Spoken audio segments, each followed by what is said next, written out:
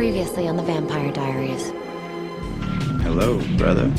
Hey, what's up you guys, it's me Luke, and welcome back to another video, or if you're new here, welcome to my channel. If you're new here, this is a very exciting time for you to be joining the channel. Today we're getting into something that I am so freaking excited about. As you can see by this situation going on, I am going to be talking about the Vampire Diaries. This has been a passion project in the works since the start of 2023, and this video took a lot of effort and work. I think it's the most planning I've ever done for a video. So if you are enjoying this already before we've even gotten into it, drop me a like. I would really appreciate it. So what is this video, you may be wondering? Today we're going to be doing a deep dive into season 1 of the Vampire Diaries. I want this video series to be for everyone. People who haven't watched the shows, you can watch this. I will not be spoiling the show. You'll be getting the information episode by episode as it comes. But this, I think, will also be really fun for people who have already watched the show to, you know, go back down memory lane and experience it with my commentary. And you may ask, why would you do this? The Vampire Diaries finished in 2017. And the reason I would say is because the Vampire Diaries is never over in my mind. This show has had a chokehold on me since I first started watching it in 2010. I've been in the fandom now for almost 13 years. I first watched the Vampire Diaries a year after it came out when I was only 10 years old, probably a bit too young, because I saw my sister watching it and I was like,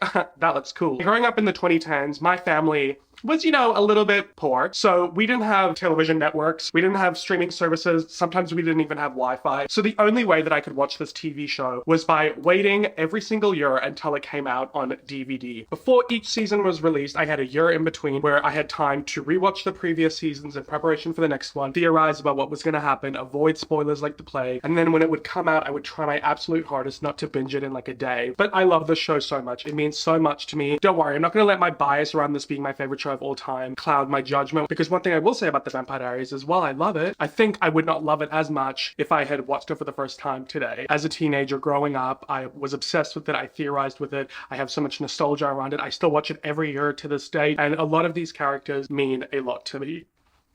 I promise that was not me crying, I had something in my throat. On that same account, there are a lot of characters that really annoy me and that I really don't like. There's plot points that I love, plot points that I hate, relationships I really care for, relationships I couldn't care less for. There are so many ups and downs with the show, and that's why I think it is one of the perfect shows for me to do this experience on. Now, this experience you may have seen somewhere else. I'm about to give credit where credit is due, so you can put the fingers away from the keyboard. I would like to go ahead and give credit to Jenny Nicholson. She made a 2.5-hour long video on the Vampire Diaries a year or two ago. That is a commentary on stuff in the show and outside of the show, a bit of a listicle. It's a lot more broad. And then Mike's Mike, who changed the internet with his mind map of the Pretty Little Liars show. Both of those creators are some of my favorite creators on that. I took bits of inspiration from both videos, but I have also tried to go with this from my own spin. So there are 4 things that I'll be focusing on in the show: the characters, the relationships, the plot, and the mythology. The Vampire Diaries, if you are unaware, came out in 2009 and completed in 2017 with 8 seasons. It also has 2 spin-offs, the originals, which aired halfway through the Vampire Diaries. I've recently started rewatching the show now, and because it's been so long since I first watched it, I feel like I'm watching it for the first time, and it's really good, but I definitely think this is not a teen show. Maybe that's why I didn't like it growing up. I definitely feel this is more of an adult show. And then we have Legacies, which opposite to that is a very teen show. I've seen some clips from there. I genuinely have no interest of watching it. When it comes to this series, the way that I've had to break it up is I've already filmed and edited the first 7 episodes of season 1, and that is already up to an hour and a half. And I calculated it that if I kept going at that rate with the rest of the season and done one whole video for season 1, the whole video would have ended up being 4.5 hours long. And I know we all like long form content, but I personally wouldn't sit through that, and I don't think you would either. So I've decided to split season 1 up into 3 videos because I really do feel like the season is divided into 3 distinct chapters. And if you don't believe me, I looked on vampirediarieswiki.com and they tend to agree with me. It's split up into 3 chapters, so I think it's the best way to split up these videos. So make sure you are subscribed and have the notifications bell on so you don't miss them. But without further ado, let's get into the Vampire Diaries. It is a 22 episode season, airing on the CW originally, co-created by Julie Plec and Kevin Williamson. Julie Plec is a big Buffy the Vampire Slayer fan, so I'm sure there's definitely some similarities here. I never watched Buffy, so I don't know. And Kevin Williams is the creator of the Scream franchise and those movies. He wrote them. It's got a darker tone. I would definitely say in the earlier seasons of the show, they really tried to make it like a horror show, and then it kind of leaned more into like a drama, supernatural supernatural type show. And like most teen TV shows in the 2010s, especially on the CW network, everybody is extremely attractive, and people who are playing teenagers are definitely too old to be playing teenagers. I think in shows nowadays in the 2020s, a lot of the time they're having a lot more of a diverse cast. Not everybody needs to be stunningly attractive. They try and get people who are actually closer to the age of a teenager in teenage shows, but this was not the case in the 2010s. Something else about that is, as you can see, there is a serious lack of diversity in the Vampire Diaries, as was common of shows in the 2010s. Throughout the whole like main cast, there's really only one person of color. They do introduce other people of color throughout the show. They get a little bit better in the later seasons, but more often than not, those people of color end up being useless side characters. They get killed off, or they end up being a villain. There's also a serious lack of diversity when it comes to sexualities. Everyone on here is straight, okay? I do want to mention this because diversity is important in shows, but we also have to remember that the Vampire Diaries kind of lives in a vacuum. You know, it's set in Virginia, America, which is a real state, but it's set in the fictional town of Mystic Falls. So, you know, we kind of got to keep that in mind. This show is a supernatural show, so a lot of the issues that they're dealing with, if not all of them, are related to supernatural problems. They don't really have the time, nor do they try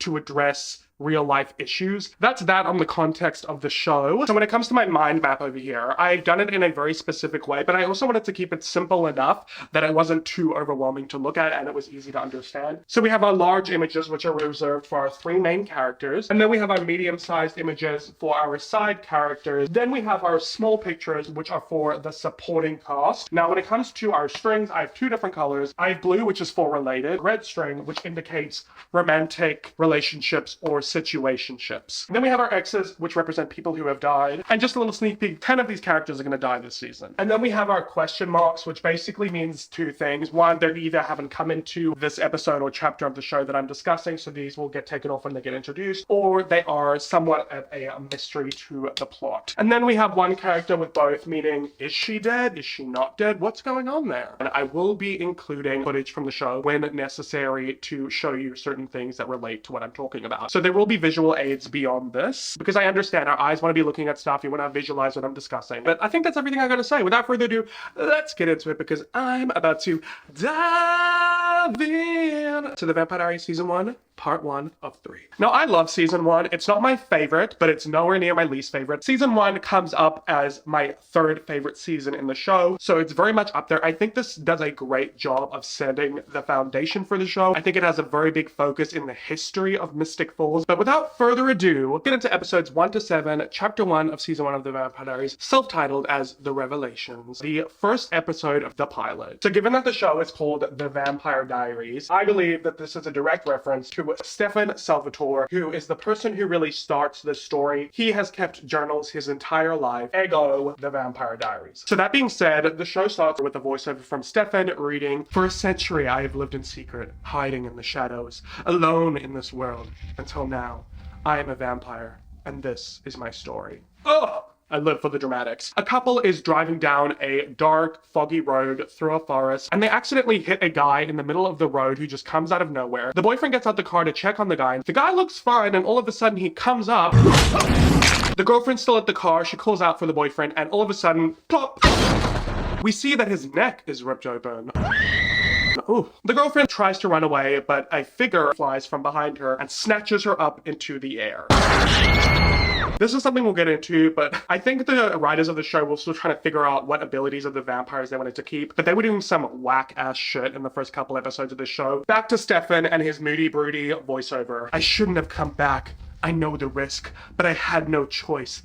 I have to know her." He says this as he's watching the sunrise, which begs the question, how can he be in the sun? Vampires typically have some sort of effect from the sun, whether they sparkle, burn, or die. Looks like he's fine though. So then he proceeds to jump from like a 2-story house onto the ground in a very graceful way. Cut to Miss Elena Gilbert in her bedroom, writing in her diary. "Dear diary, today will be different. I will no longer be the sad little girl who lost her parents. I will start fresh, be someone new. It's the only way. I'll make it through. Oh my god, that literally rhymed. Oh, she looks in the mirror where we see a photo of her and her parents, Grayson Gilbert and Miranda Gilbert. So Elena goes downstairs where we meet her younger brother, Jeremy Gilbert. So starting with the show, Elena is 17 and Jeremy is 15. Keep that in mind because this boy does some whack ass shit for a 15-year-old. He's a freshman in high school and Elena is a junior. So they're in the kitchen. It's the first day back at school after summer break. There is Jenna Summers, who is their aunt and the sister of Miranda Gilbert. Now, Jenna Summers is a grad school student. She's in her mid-20s. She really doesn't know what she's doing. It's the classic trope. Kids' parents die and the aunt takes over and looks after them, but is out of her depth. She's all like, oh my god, I'm gonna have breakfast for you guys. And they're all like, it's all about the coffee, Aunt Jenna. So throughout the whole show, she is a very questionable guardian. She does not know what she's doing. So we enter a car with Elena and her best friend, Bonnie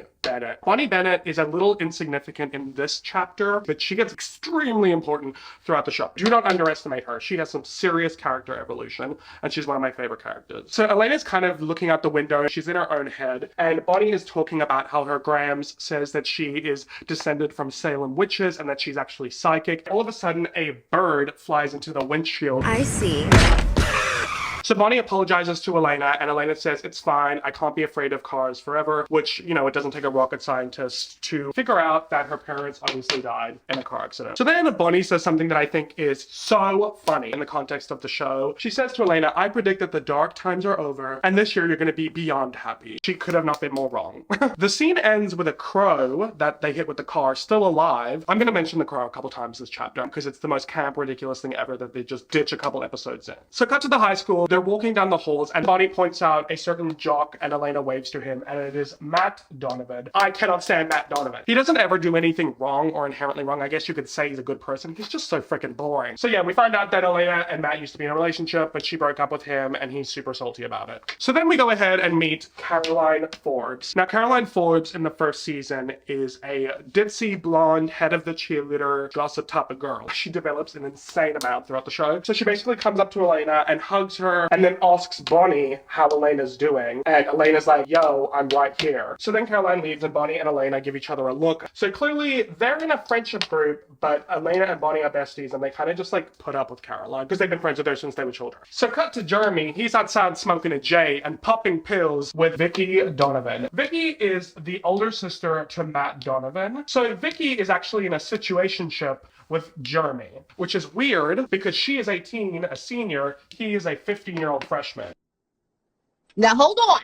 It's a bit strange, isn't it? So then we meet douche of the century, Tyler Lockwood. I knew I'd find you here with the crackheads. I cannot stand this character. Like Matt, I never grow to like him throughout this entire series. But different from Matt, I actually don't think he's a good person. He does some really bad things. He does redeem himself and blah, blah, blah, but I just cannot stand him. So Bonnie and Elena are in the hallway and Bonnie stops them because she notices the back of a really hot guy. And that guy is Stefan Salvatore. He's talking to the admin lady. She's like, you know, we can't really enroll you. You don't have any immunization records or past transcripts. And then he pulls down his sunglasses and says, I think you'll find everything you need is there. And then she like kind of pauses for a moment and then is like, oh, indeed it is. And then he gets enrolled. So clearly, ow.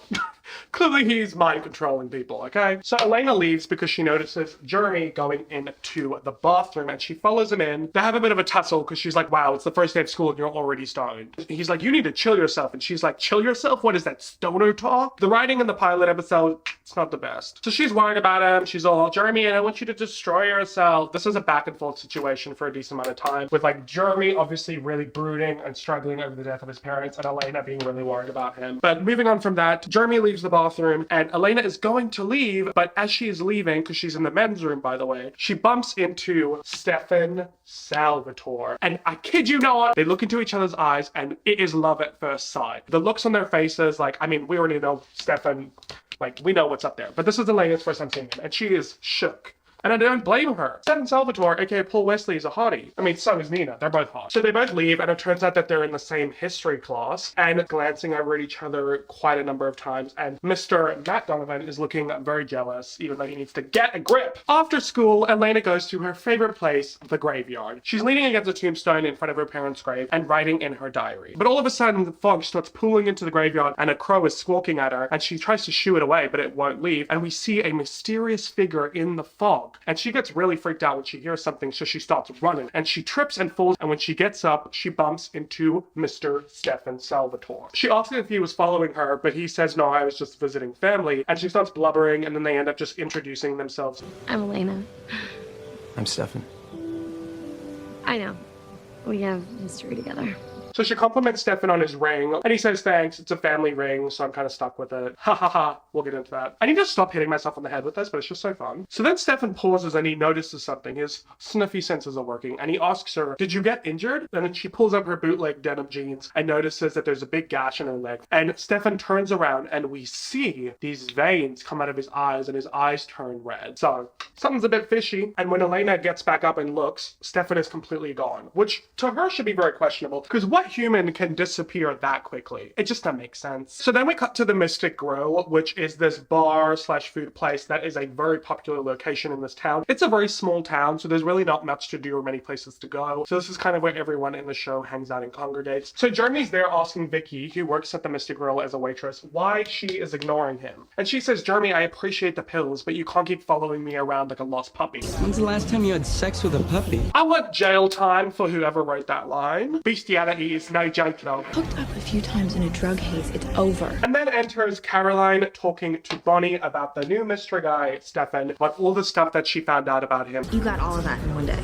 Oh, please, I got all that between third and fourth period. We're planning a June wedding. So Caroline lives in a state of delusion. Elena's at home about to meet up with her friends at the grill. When she steps out her front door, Stefan is standing right there. He apologizes for leaving at the cemetery, and Elena says, I get it, blood makes you squeamish, and he said something like that. And she asks how he knew where she lives, and he said, oh, it's a small town. I just asked the first person I saw. So you're telling me that everyone in this town just like knows where each other lives? That's suspicious.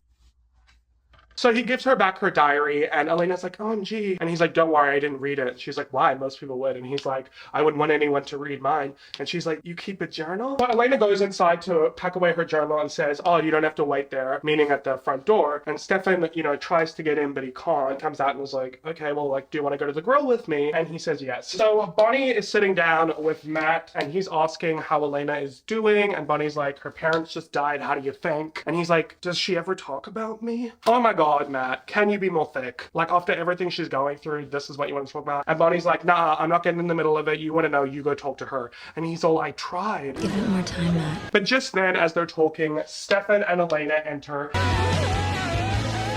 More time, huh? And then everybody in the room stops and stares. Stop and stare. Caroline's looking mighty pissed because she was planning a June wedding. At a table together, Caroline, Bonnie, and Elena are asking Stefan a bunch of questions to get to know him. So we learn that he was born in Mystic Falls, but moved when he was young, and his parents died. He has a sibling, but he doesn't talk to them, and he lives with his Uncle Zach, introducing Uncle Zach. So Caroline mentions this back-to-school party at the Falls that she wants Stefan to come to. Are you going?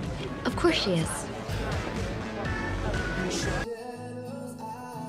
Okay. So back at the Salvatore boarding house, Zach shows Stefan the newspaper of the people who were killed in that opening scene, and it was a cover-up as an animal attack, which is the go-to in these vampire shows. And he says to Stefan, I thought you had it under control. And he says, I do, this wasn't me. And Zach says to Stefan, please, Uncle Stefan, Mystic Falls is a different place now, but there are people who still remember. So Stefan is actually Zach's uncle, not the other way around. Obviously, Zach looks a lot older than Stefan, so this is just what they tell people, so it doesn't seem sus. And he says, I know you can't change what you are, Stefan, but you don't belong here. And he says, where do I belong? So then Stefan goes and opens a cupboard, which is filled with a bunch of journals with different years written on the spine, dating way back. In one of those journals, he pulls out a picture of Miss Catherine Pierce with the date 1864 on it and looks at it fondly. So clearly, Stefan had a romantic involvement with this woman over a century ago, and this woman happens to look exactly the same as Elena Gilbert. Fishy, isn't it? So the next day, back at the high school, Mr. Tanner is asking the students a bunch of questions. He asks Bonnie,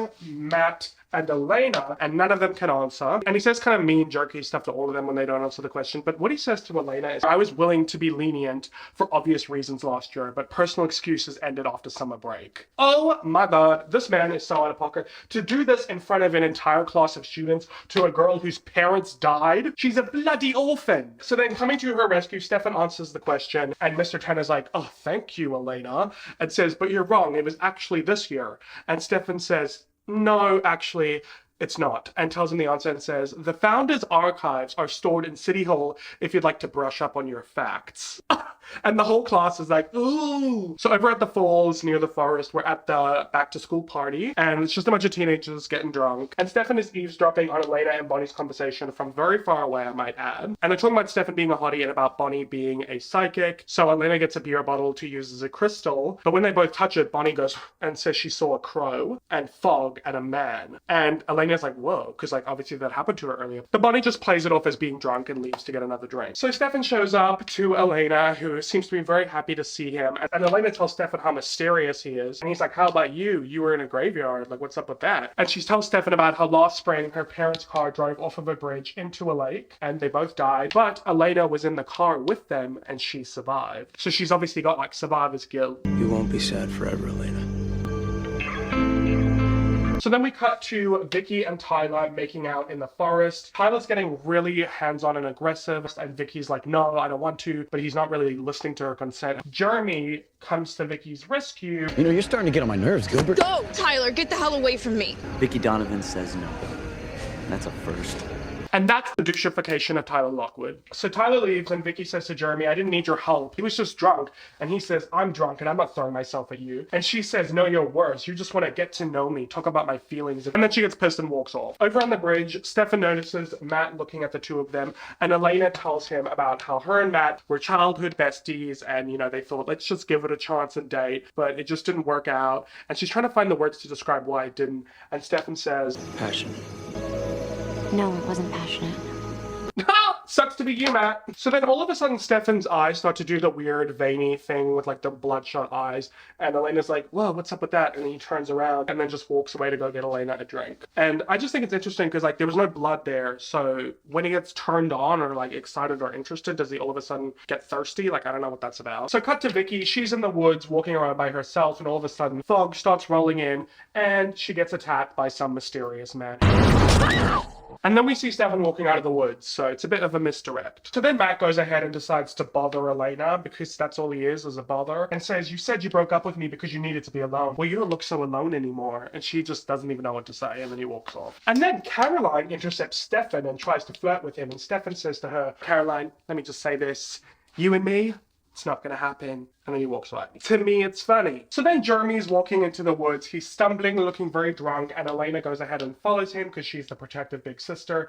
They're both arguing in the woods, and then Jeremy falls over a body, which is Vicky's.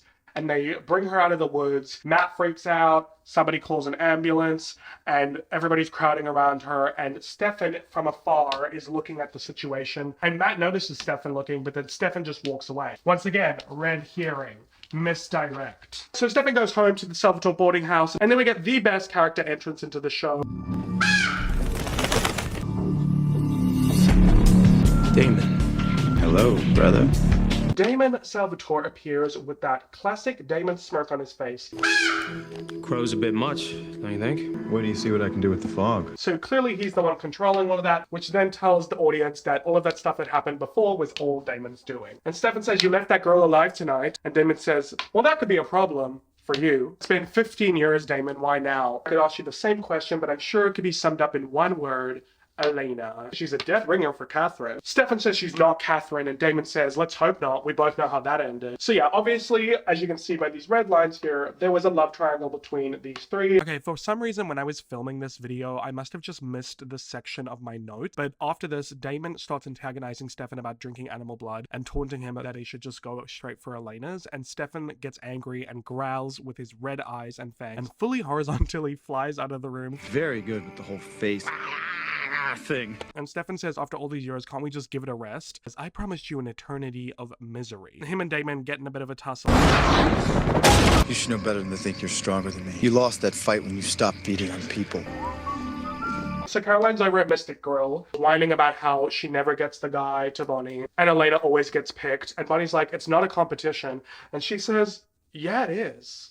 Okay. Over at the Mystic Falls Hospital, Matt is watching a sleeping Vicky who wakes up and mutters the word vampire. Back at the Mystic Grill, Caroline is alone at the table and she notices Damon across at the bar and he gives her a cheeky little smirk and she smiles back. So simultaneously, Stefan and Elena are both writing in their diaries about how it's really hard to move on because bad things keep following them and you just can't escape them. But all you really need to do is be ready for the good. And then Stefan shows up to Elena's house to see if she's okay. And she says, that's all that anyone asks me. You should just ask me tomorrow. And then she invites him inside, and that is the end of the episode. Overall, I do think it's a good pilot. Like, I would honestly say that for me, if I was first watching the show, the most compelling thing for me to keep watching would be, why does Catherine look the same as Elena?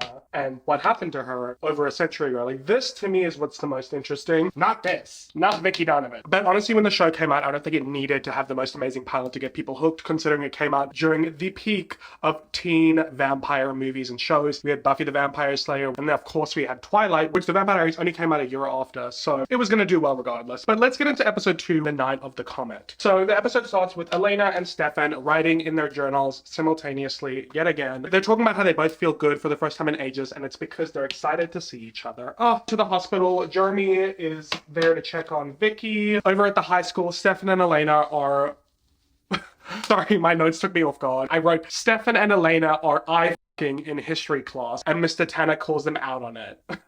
So Jeremy decides to start shit and goes up to Tyler and asking him how Vicky is. Has he been to visit her? Jeremy says he's sick and tired of seeing Tyler hurt Vicky. Fair enough. Honestly, this love triangle is the most annoying subplot ever. Luckily, it doesn't last too long. So in the front lawn, Matt's talking to Elena about the animal attack that happened to Vicky, and he says that Vicky said that it was actually a vampire, and they're like, well, that's weird. And Stefan is eavesdropping on this conversation with his vampiring. So Miss Jenna, she's having a parent-teacher conference with Mr. Tanner, and he's basically telling her that she's an unfit guardian. She's not equipped to be taking care of these teenagers. Jeremy's on drugs and he's skipping class, and she's like shook as if she didn't already know that he was doing drugs. Wake up, Jenna. So over at the hospital, Matt's with Vicky and she's having a full-on freak out because, a vampire bit me. And then Stefan was over in the hallway, and when Matt leaves the room, Vac speeds into Vicky's room and he calms her down by putting her in some sort of trance. An animal attacked you.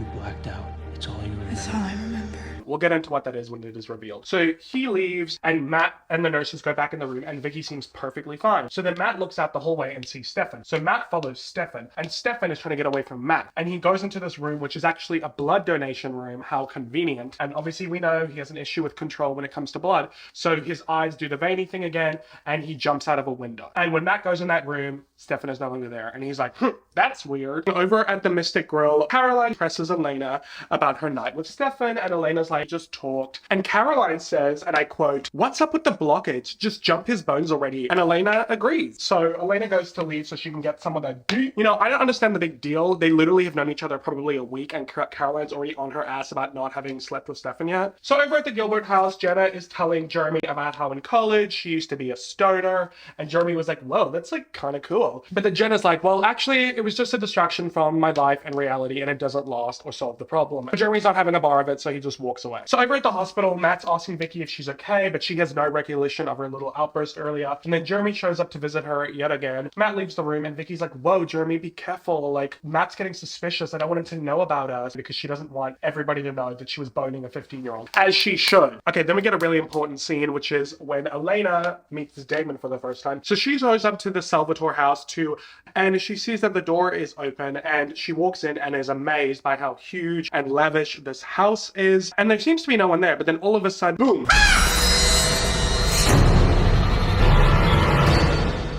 I'm Damon, Stefan's brother. He didn't tell me he had a brother. Well, Stefan's not one to brag. And then Damon, being Damon, decides to stir some shit and says to Elena, I can see why my brother's so smitten by you. To be honest, I didn't know how he would get over the last one. And Elena's like, what? Oh yeah, Catherine, his ex-girlfriend. Probably didn't tell you because he didn't want you to think that he was on the rebound. Mr. Shit Stirrer.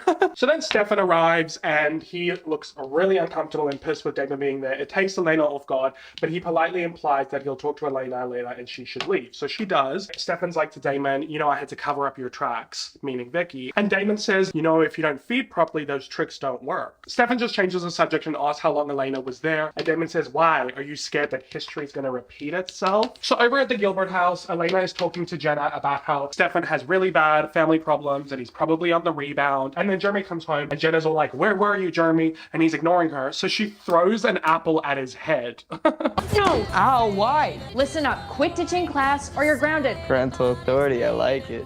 You know, he does not respect her, clearly. Over at the town square, Elena and Bonnie are handing out flyers for the night of the Comet. And they're talking about Stefan and how the timing just wasn't right and she's not ready for anything. And Bonnie calls bullshit on her. So we cut to Caroline, who sees Damon across the town square. She goes to walk towards him, but then he just disappears. Is no one wondering how these people are just vanishing in thin air? So Vicky's back at work at the Mystic Grill. She's in pain, so Jeremy gives her some pills. Question, where is Jeremy getting these pills? This man is a freaking drug dealer low-key, but we get no explanation as to where he's getting it from. Anyway, Tyler shows up and wants to check on Vicky, and she blows him off because he's a douche and he didn't visit her. So the gang is all at the town square, lighting up their candles so that they can watch this comet, and then Stefan shows up. He says the comet is flying in the sky, all trapped and alone. Okay, so he apologizes for not being himself yesterday, and Elena tells him that Damon told her about his ex, Catherine. And he's like, yeah, it was just a long time ago, which if you're 17, really, how long ago could that have been? And Elena's like, no, don't worry, Stefan, I get it. Complicated ex, check. Complicated brother, check. Too complicated to even contemplate dating, double check. Those aren't my words, by the way, those are hers. So then back at the Mystic Grill, Vicky sees Damon at the bar, and she's like, hey, I know you, I recognize you. And he's like, and she's like, ugh, I'm sorry, I'm confused. And then walks off and pops some pills. But then boom, Damon comes into the bathroom and bites her neck yet again. Leave her alone. Honestly, Damon, I don't get why you didn't pick another victim. He was so set on this poor girl. So the gang is all in the Mystic Grill, and Jeremy walks up to them asking if any of them have seen Vicky. And Tyler's like, oh, you should know, you're the one dealing her pills. And they're all like shook about that, especially Elena, who gave Jeremy a stern talking to about dealing drugs. And then he also exposes that him and Vicky have been sleeping together, which everyone is shocked by. So everyone spreads out and starts looking for Vicky. Stefan bumps into Matt, who says, oh, I saw you at the hospital. And Stefan says that he was just visiting. That seems to be his excuse. He's just always visiting people. But Stefan, with his vamp hearing, hears Vicky and Damon on the roof of the Mystic Grill. And it looks like Damon's taunting her to drop her off the roof. I got you. Oh, I'm not gonna drop you. This man is sick in the beginning of the show. And I honestly feel like people forget all the bad shit that Damon's done, because like, look at that face. I can't say anything to your face, because look at your face. You're gorgeous. Yes, I will be making Taylor Swift references. Deal with it. So Stefan goes up to the roof to try and deal with this situation. But Damon starts asking Vicky what attacked her in the woods, and she's like, an animal. And he's like, no, what was it? Think. And she's like, a vampire. So clearly Stefan's powers of persuasion did not work because he feeds on animal blood instead of human blood. So Damon compels Vicky that the vampire that attacked her was Stefan. And he rips open the bandage that is on Vicky's throat to expose the blood pooling down from her and starts taunting Stefan, saying, you need human blood for power. And then Stefan literally drops Vicky like a rag doll. And Damon says to Stefan, I don't want to expose you, I just want you to remember who you really are. But Stefan's not having it, see? He says, let them find out and stake me in the heart and then I'll be rid of you. But obviously that doesn't fit into Damon's plan. So he goes over to Vicky and whispers in her ear, and we can't actually hear what he's saying. And it seems as though he used his powers of persuasion through whispering in her ear, which makes no sense because before that and onwards from that, in order to control humans' minds, you always have to lock eyes with them. So that was a bit of a plot hole. So Vicky gets up and she remembers nothing, so she leaves. And this moment right here, if you have watched the finale of the entire show, there is a quote that Damon says here that was said in the last episode of the show that I didn't even realize until I went back and rewatched it. Stefan asks Damon, what are you doing here? And Damon says, that's for me to know and for you to ... If you know, you know. So Matt goes ahead and thanks Stefan for finding Vicky on the roof. And Caroline says to Bonnie, notice how the druggies are the biggest attention whores. Caroline is such a bitch in this first season and I love it. So Stefan goes to Bonnie and Caroline and asks them where Elena is. And they said she left, but Bonnie goes ahead and writes Elena's number down on a piece of paper to give to Stefan. But when she gives it to him and they touch hands, Bonnie goes and gets like a dark feeling because this is her thing. So Elena comes home to Jenna searching Jeremy's room for drugs, and she's having a bit of a freak out about how she's not parenting properly or whatever. And Elena comforts her by saying, you can do this, Jenna. it's just the fear talking. And in that moment, she realizes something about herself. So then I don't really know what happened. I'm not sure when Damon like wiped her memory that Vicky forgot that she was mad at Tyler, but all of a sudden she's making out with him and Jeremy is watching and he's really sad. Most irritating love triangle ever. And then Caroline goes out to the car park. She drops her keys. We hear a bunch of whooshing. She looks around and all of a sudden she gets up and there's Damon. So Elena goes over to the Salvatore house with Stefan to watch the Comet again. Like, how long is this Comet going on for? That's what I want to know. She tells him that she was going to go home and write in her diary, but she realized that what she was writing should have been what she was just telling him. She tells Stefan that her reasons are just excuses and she's hiding from the truth, that she's scared if she allows herself to be happy, then the world's going to come crashing down. Girl, you're right.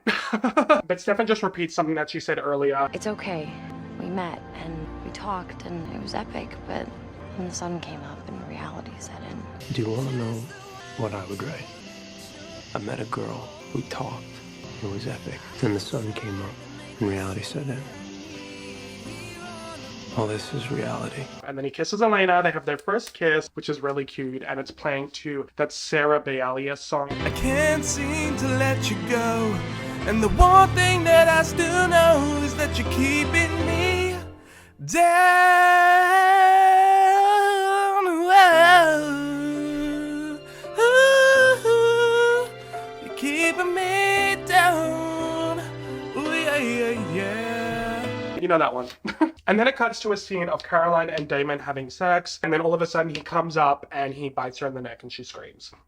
So that is the end of episode 2. Moving on to episode 3 of Friday Night Bites. So Caroline wakes up in her room, freaked out. Damon is lying next to her. She sees that her neck has got blood on it. She tries to tiptoe out of the room and not wake him up, but he wakes up and then bites her yet again. Oh, man. I don't care what you say. I do love Damon, especially later on and stuff. I understand he's a vampire, but he straight up is using her and abusing her for the next couple episodes. So over at the high school, Bonnie warns Elena that she thinks she should take it slow with Stefan, but Elena's confused because she's like, you were the one who was encouraging me. And she's like, I know, I just think you should take it slow. And she's like, you know what, I feel good, so I'm just gonna do me. I feel like at this point, I understand like Bonnie thinks she's like clairvoyant or psychic. Are these girls not like wondering what's going on with her? Like if one of my friends was telling me shit like, I touched someone and I got a bad feeling, I saw this, I predicted this, I'd be like, what are you smoking? Over at the Stoner Pit, Vicky goes to Jeremy and wants to invite him to a concert, and he's like, oh, why don't you just take Tyler? And she's like, no, I want to take you. But he's not having it. He asks her if she only screwed him for the drugs, and she gets pissed and says, screw you, and walks away. Stefan shows up to Bonnie and Elena, and Bonnie gets uncomfortable and leaves. And Stefan thinks that she doesn't like him, but Elena says, you just gotta give her time to get to know you. Why don't we have a dinner party at my house tonight? So Tyler and Matt are looking at Stefan and Elena talking while throwing around a football, and Tyler, being the douche canoe that he is, throws a football at Stefan's head, but Stefan zooms around and catches it and throws it back really hard at Tyler,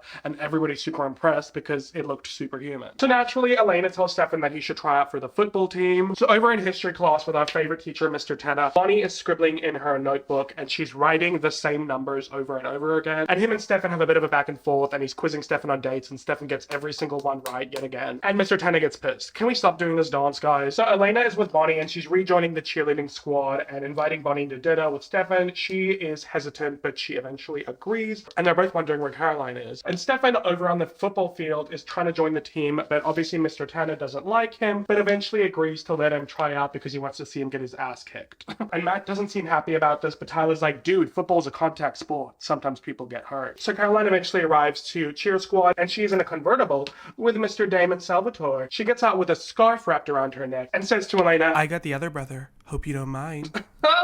So they're doing their routine, but Elena is struggling, and Caroline is super condescending and says, sweetie, why don't you just sit this one out? So she goes over to watch the football team practice where Stefan is doing his football things. I don't understand sport. But eventually he gets tackled by Tyler. Welcome to the team, buddy. And his finger breaks, but we see Stefan snap it right back into place and it heals straight away. So Bonnie and Elena are prepping the dinner for the dinner party, and Bonnie is talking to Elena about her, psychicness again. And then the doorbell rings and Elena goes to answer it. And then Bonnie looks at a drawer and says, birthday candles, and opens it, and boom, there's birthday candles in it. So yeah, clearly the psychicness is psychic. So the three of them are having their dinner party, and it's hella awkward. Bonnie is giving one-worded answers, but then eventually when Elena tells Bonnie to tell Stefan about her family, Salem witch witches and all that. Stefan seems really interested and has information about it, and that perks Bonnie up a little bit, so that's kind of cute. But then all of a sudden, the doorbell rings, and who is it but Damon and Caroline wanting to join in on the dinner party. I don't even know how they found out about this, and Stefan is hesitant. He doesn't want Elena to invite Damon in, but she ends up doing it anyway. And Caroline's being a grade A bitch about Elena not being good at cheerleading. She's like, I don't know how you're ever gonna catch up. And Damon said, you know, you don't really seem like the cheerleader type. But Caroline says, no, it's just because her parents died. She used to be way more fun. And everybody's like, what the Caroline? And she's like, and I mean that with complete sensitivity. Yeah, because that makes a difference. So Damon says to Elena, I'm really sorry for your loss. I know what it's like. Me and Stefan have lost almost everyone in our lives. And Stefan's like, we don't need to bring that up. And he's like, yeah, sorry, the last thing I should do is bring up her. He is, you know, standing over the cauldron, sprinkling a little bit of tea in it, spilling it, you know, trying to knock it over and cause some drama, some bubbling. Over at the Mystic Grill with our least favorite love triangle, Jeremy and Tyler have a fight and threaten to kill each other. And Vicky's like, oh my God, stop. Matt eventually breaks it up and is like, Vicky, what are you doing? Back at the Gilbert house, Damon is helping Elena with the dishes, and Elena asks Damon what happened to Catherine, and he says that she died in a fire. Elena asks what Catherine was like, and Damon says she was beautiful, a lot like you in that department, but also complicated and selfish, and also sexy and seductive. And Elena asks which one of you dated her first. Damon says you should ask Stefan, I'm sure his answer will differ from mine. And he tells her that she should quit cheerleading because she doesn't look like she's having fun or enjoying it. And she says, I used to love it, but the things that mattered before don't seem like they do anymore. And he says she should just move on from who she used to be because it doesn't seem realistic to care about the same things, which honestly, some good advice. You know, it's okay to move on from things you used to like, especially after traumatic events. So Caroline's droning on to Stefan about how Matt's struggling to get over Elena, and Stefan doesn't really care, but he notices Caroline wearing a scarf and asks her if he can see it, and she said, oh no, sorry, I can't take it off. And he asks why, and she says, I don't know, I just can't. And then Damon shows up and asks Caroline to go help out the girls in the kitchen, and she's like, do I look like I do dishes? He just messes with her mind to force her to do it, so she does. And Stefan gets pissed about that. He's like, you know, she's not a puppet, you can't just control her mind. But Damon says, sure they are, they're whatever I want them to be, they're mine for the taking. Stefan gets pissed and asks Damon to leave, and he says, okay, fine, because I've been invited in, and I'll come and go and do as I please, because that is what's normal to me. He's in his menacing evil villain era, and he's gonna do what he wants to do. So later that night, Stefan and Elena are making out, and she goes to take off his shirt, but when the shirt goes over his head, it's actually Damon, and she wakes up from a nightmare, and there's a crow on her windowsill, indicating that that crow, who Damon obviously controls, that's Damon messing with Elena's mind. So over at the Salvatore boarding house, Stefan's writing in his journal about how he hopes that there's a shred of humanity left in Damon, but how can he help him see it, and how can he protect him from Elena? And then he goes and retrieves a little box which has a necklace in it. So he goes to the high school and gives Elena this necklace, and she notices that there's a smell, and he says, oh, that's an herb, it's called vervain, which we will come back to at some point. So later that night, everybody's cheering and rallying for the football team, and Coach Mr. Tanner is giving a shout out to such a great player, Stefan Salvatore, which really pisses off Tyler, so he leaves, and he goes to Vicky, and then he sees Jeremy over in a corner, and he goes up to him to start some shit, because remember, he said, next time I see you, it's on sight, you're dead. You can have it when I'm done. Vicky tries to stop it, but obviously she's powerless in this situation, and Jeremy and Tyler get into a really intense fist fight, and Jeremy grabs his glass bottle, and he goes to, you know, hit Tyler with the glass bottle, which is like shards of glass. He could literally kill him. But Stefan intervenes, and Jeremy ends up shoving the glass bottle into Stefan's hand. Jeremy, no! And Stefan turns around, but Elena comes up to check on Stefan and see his hand, and his hand starts to heal, and she's all, I could have sworn I saw the glass go into your hand. And he's like, no, it was someone else's blood. Look, I'm fine. But she does not seem convinced. So after Stefan goes to leave to play the football game, Elena goes up to Bonnie and asks what the bad mojo was. So Bonnie tells Elena that when she touched Stefan's hand, it was a feeling. It was cold and dark. It was death.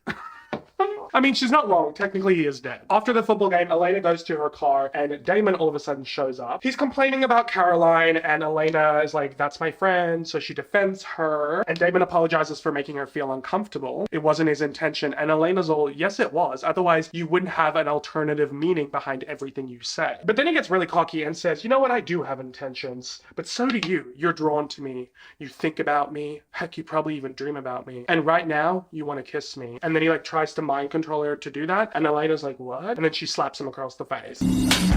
And he seems shook that it didn't work. I don't know what game you're trying to play with Stefan here, but let's get one thing straight. I am not Catherine. Girl. Saying you kinda are. And then Damon comes out from the shadows. He says, nice trick with Elena. Vervain in the necklace. It's been a while since someone could resist my compulsion. But I could always do it the old-fashioned way, just seduce her. Or, you know, eat her. But Stefan says, no, you won't. Because deep down, there's a part of you that cares about her. You're not the monster you pretend to be. Because if you were, you would have killed me by now. Catherine is dead. And you hate me because you loved her. And you torture me because you still do. And that, brother, that's your humanity. And then all of a sudden, Mr. Tanner shows up saying, Stefan, what are you doing? We got a game to play. And Damon sees his opportunity. So he vamp speeds and drains Mr. Tanner of his blood, therefore killing him. So Damon obviously did this to prove that he doesn't have any humanity. And he says to Stefan, Anyone, anytime, anyplace. one thing to note, I don't understand the time frame of things, okay? So sometimes in the show, when the vampires drink human's blood from the vein, they'll drink it and go, like really quick, and the human will be dead in like 5 seconds. Other times, they'll drink it for like 30 seconds and the human's still alive. Is it the intensity in which they drink it? You can drink it a lot quicker. I need the facts, okay? In the locker room, Matt calls out Tyler for being a bully, which thank you. He then leaves and finds Mr. Tanner's body. So yeah, Mr. Tanner is officially dead, which means he gets one of these. This is our first death. There you go, Mr. Tanner. Bye-bye. You will not be missed. You are boring, and you clearly don't know much about history. A question for the people. Why didn't Stefan get rid of Mr. Tanner's body? Because then he would have just been a missing person. Like, why did he leave the body with the neck wound just lying there? I don't understand. So it's a big commotion. The cops, the ambulance show up to take the body. Everybody's looking at it, including Bonnie, who notices those numbers that she was scribbling in her notebook earlier are all on the crime scene. There's one of them on a number plate, one of them on the gravel, and one of them on like a street sign or whatever. So she starts crying because she's like, oh my god, I predicted this. Oh. And then Vicky goes to the bleachers to find Jeremy and tells him it wasn't just for the drugs. So clearly she has feelings for him. So Elena is talking to Stefan like, OMG, what kind of animal is doing this and why would it come out of the woods? So ending off the episode in the Salvador house with Stefan writing in his diary saying, I was wrong about Damon. There's nothing human left in him. He's just a monster and he must be stopped. But then we see Damon during this voiceover in Elena's bedroom and he's stroking her face softly while she's sleeping, which I guess to us is supposed to indicate that he's not a monster. So yeah, just like Twilight, these men are just going in her bedroom at night while she's asleep. I guess it's just a vampire trope. And also, like, why does nobody keep their windows closed? And also, why in America, in the houses, is there no, like, mesh or grate covering the window? It's just a giant gap for anyone to climb through. But yeah, that's the end of that episode. On to the 4th episode, Family Ties. So this episode starts off with Elena waking up in the middle of the night and she hears someone in the house. So she goes downstairs to look around and she hears the TV on. And it is Mr. Logan Fell reporting on the news that Elena has been found dead due to an animal attack. And then we see behind her that Mr. Damon is there. And then he starts chasing her and bites her in the neck. And then boom, it was Stefan's nightmare. So yeah, just to note, vampires sleep in the Vampire Diaries, unlike Twilight, which I find interesting considering they're dead. The whole point of sleeping is to like regenerate cells and stuff like that in your body as a human, but like what purposes would vampires have for sleeping? And do they get tired? Do they have like a body clock? How many hours of sleep do they need? Like I need the questions answered. Anyway, so Damon's sitting in the room and he says to him, it was too easy to get into your head. You really should drink some human blood so you can even the playing field. The vampires have this like magical ability to go inside of people's heads. At first I'm okay with this, but I think it just gets really ridiculous towards the end of the show, so I'm not really a fan of this power. Stefan gets pissed and he throws a knife at Damon. Damon just pulls on the knife and seems really unfazed and tells Stefan that they caught the animal that was attacking everyone. It was a mountain lion. And Stefan's like, why are you covering up your trap? And Damon tells him it's because he wants to stick around in Mystic Falls because he's having so much fun with Stefan and Elena. And Stefan says, oh, well, you can't touch her now because of the Vervain necklace, which I think is really stupid because we see this later on in the show, but Vervain jewelry gets ripped off so many times and then the vampires are able to control people's minds. If you're not ingesting Vervain, what are you actually doing? Oh, and if you're not aware, I don't know if I like touched on it fully, but Vervain is this like herb that is toxic and poisonous to vampires. It like weakens them. You can ingest it or you can wear it to prevent mind control. So then he stabs Stefan with the knife, and after Damon leaves the room, Stefan lifts up his shirt to look at his wound healing, which I think the writers only did so that Stefan could lift up his shirt so we could see his abs, but I'm more of a pecs kind of guy. And then he gets all sad and writes in his journal that he can't stop the monster without becoming one himself. Honestly, Stefan is too deep and dramatic in this first season. So over at the Gilbert house, Jenna is watching Logan Fell report the news and insulting him, and Elena's like, oh, what's going on there with the news guy? And Jenna reveals that she used to be in a relationship with Logan and that he's the reason that she left Mystic Falls. So Elena's polishing some old Gilbert family heirlooms to donate to the Founders Party, which the founders in this town, like any other town, are the people who found the town.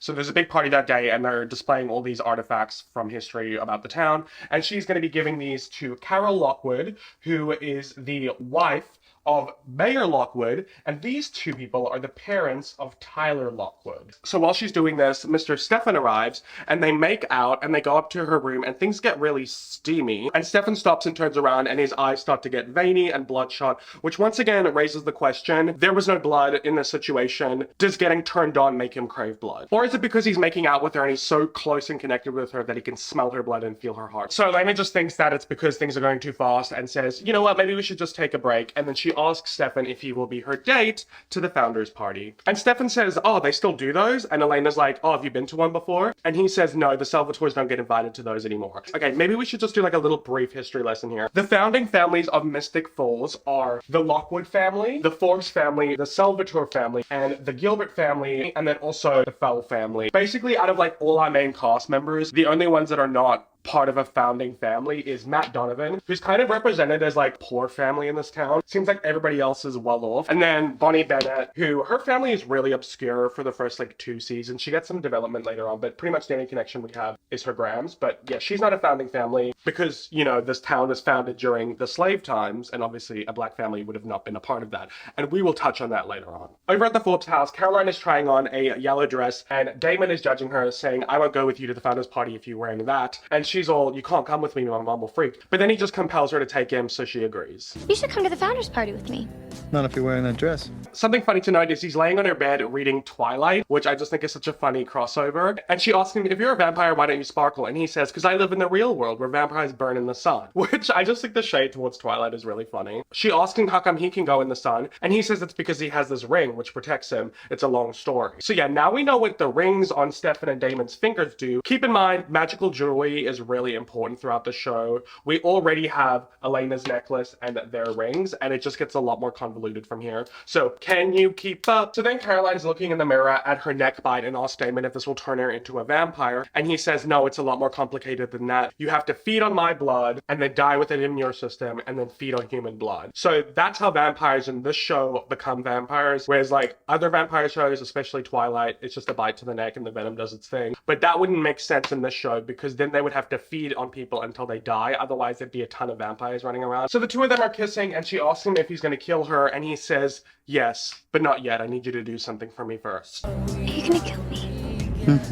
So over at the Mystic Girl, Tyler is eating with his parents, and Vicky comes over to them to serve them as the waitress, and she's trying to like, you know, be all nice stuff, but Tyler's basically, I forgot that you existed. So Tyler's parents leave, and then he goes up to Vicky, and she's pissed saying, you're saying hi to me now that your parents are gone, and he's like, no, I like you, Vicky. And she's like, really? Well, who are you taking to the founders party? And he says, why don't you come with me, Vicky? And then she looks all excited, and he leaves, and then Jeremy is sitting there at the bar, which, what is this 15-year-old doing at a bar? And Jeremy says to Vicky, you know you had to ask him to take you, right? It's sad. He basically is calling her pathetic in a nutshell, which like, is he wrong? Over at the Salvatore house, Zach asks Damon why he's here, and Damon's like, I don't have to tell you shit, and then he chokes him out, and then Stefan stops him, and Zach's all freaking out, like, you need to do something about this. And Stefan says, I'm trying, but he's stronger than me. And then Zach says, well, I have something that might weaken him. And then he takes him down to the basement of the Salvatore house, where he has kind of a hydropod growing with vervain. Over to the Gilbert house, Bonnie tells Elena that Caroline told her that Damon and Stefan both dated Catherine, but Catherine chose Damon, and Stefan went crazy about it, so he manipulated Catherine to take her away from Damon so that he could have her. And Elena's like, that sounds like one side of the story, meaning Damon's. Besides, Stefan's past is none of my business. And Bonnie says it is if he's a manipulative liar. And she says, Stefan is none of those things. Bonnie says, well, how do you know? Elena then gets a call from Mrs. Lockwood saying that one of the heirlooms is missing. It is a pocket watch. So then she goes over to Jeremy and realizes that Jeremy stole the pocket watch. And she's like, what, were you gonna like sell it on eBay so you could buy drugs? Honestly, I'm so sick and tired of this storyline. But he says, no, I would never do that. It was Dad's, and Dad was going to post it down to his firstborn son. It belongs to me. Back at the Salvatore house, Damon and Stefan are getting dressed. He's looking in the mirror and says, I like being the eternal stud. It's fun. And Stefan says, yes, being a 150-year-old teenager has been the highlight of my life. So yeah, Stefan was turned into a vampire when he was 17, and Damon was turned into a vampire when he was 25. But Ian Somerhalder started the show when he was in his early 30s, and by the end of the show, he's in his 40s, and it's really funny seeing this 40-year-old actor playing an eternal 25-year-old. But that is kind of one of the drawbacks of like a vampire show show where it's like obviously the actors playing them are going to age. So really kind of a vampire show that goes on for ages or a vampire reboot. It just wouldn't work. I think this interaction really describes their personalities perfectly. Damon really enjoys being a vampire. He like relishes in it, fun, whereas Stefan seems really burdened by it. So we're really getting the polar opposites, you know what I mean, love? So Damon goes to get himself a glass of bourbon because if there's one thing about Damon, love, he loves his dark liquor. And if there's one thing about the Salvatore house, there is a drinks tray in every room of this house. I swear to God. But just as he's about to drink it, he drops it on the ground and the glass shatters and he says to Stefan, wow, vervain in my drink. Now I'm in a bad mood. Who knows what I'll do.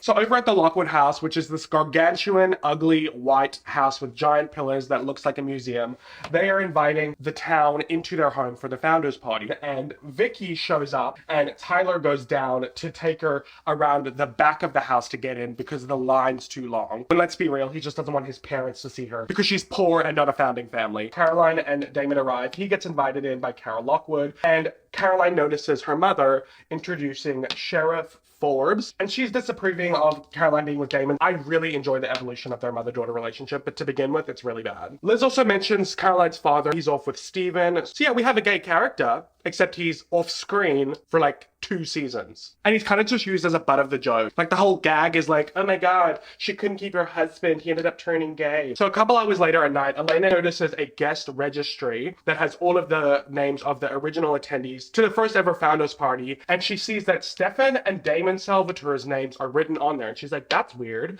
And then all of a sudden Damon shows up with Caroline and says, ah, yes, the original Salvatore brothers for which we were named after.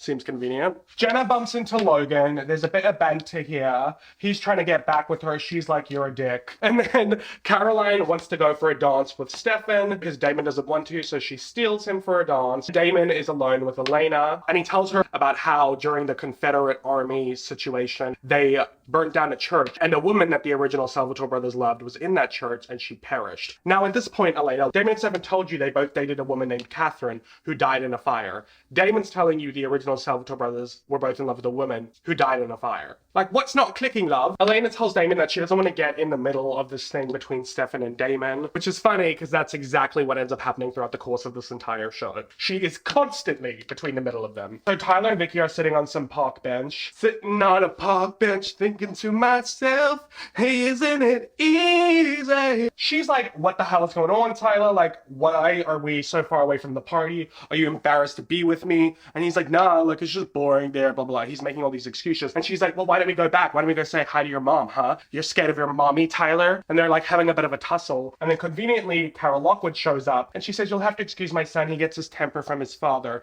And then Vicky's like, that's okay. I was just leaving. So she walks away and Carol says to Tyler, that's what you get for bringing the trash to the party. So we don't like Carol Lockwood in this house. Stefan comes back and he offers Damon and Caroline a drink. Damon refuses. Caroline takes the drink. Jenna and Logan banter a bit more and he gives his condolences for the loss of her sister. And he tries to ask her for a second chance, but she doesn't want to give him one because we found out that he cheated on her. So Stefan and Elena are slow dancing and she tries asking him questions about Catherine and his past. He says, oh, this is Damon because he's getting in your head. All she knows about Stefan is what other people tell her because he won't open up. But he says he doesn't want to talk about it. So she gets pissed and walks off. So upstairs in the house, Damon goes into this room and asks Caroline to keep watch and he steals this necklace. Here's our next piece of magical jewelry. And Caroline's, you can't just steal it. And he's like, no, it's mine. I hid it here many years ago and now I'm taking it back. So Carol Lockwood is being an absolute Karen to an employee about why none of the candles in the room are lit. Bonnie overhears this conversation. Bitch. And then she looks at all the candles and then she turns around and hears noise and she turns back around